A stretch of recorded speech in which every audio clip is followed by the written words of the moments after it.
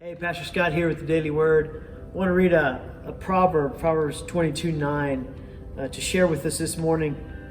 Solomon writes this: "Blessed are those who are generous because they feed the poor." And of course, most of the time when we think of feeding the poor, we're thinking of physical food, a meal at a table, groceries for somebody in need, or how we provide for that, paying for somebody's meal.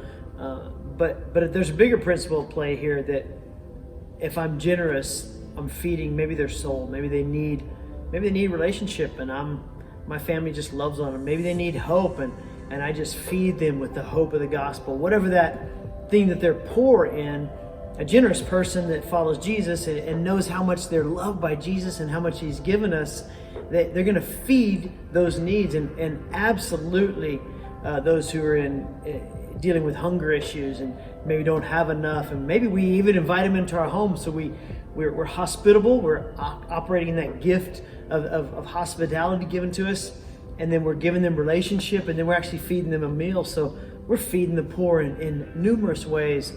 There's a passage that Paul writes in Corinthians where he says, the farmer who plants plenty of seeds will reap a large harvest. And if you just plant a few seeds, you drop a few in the ground, you're going to have a harvest, but it's going to be small. So my encouragement to us today is just plant a lot of seeds. Generously give away out of the overflow of your life. Give what God's given you to people in need. Give it to Jesus. Share your time with people and just love on them and be there for them. Be a listening ear or a caring heart. Share your talents. Cut down somebody's tree that needs to be cut down. Trim their branches. Clean their house. Paint a fence or help them build something.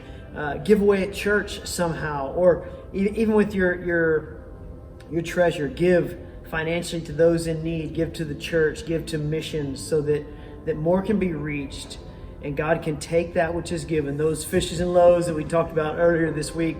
That He can take those fishes and loaves and He can multiply them, so that there's the greatest harvest possible. That's us planting a lot of seeds to see a giant harvest come to pass. So give away and be generous with your life.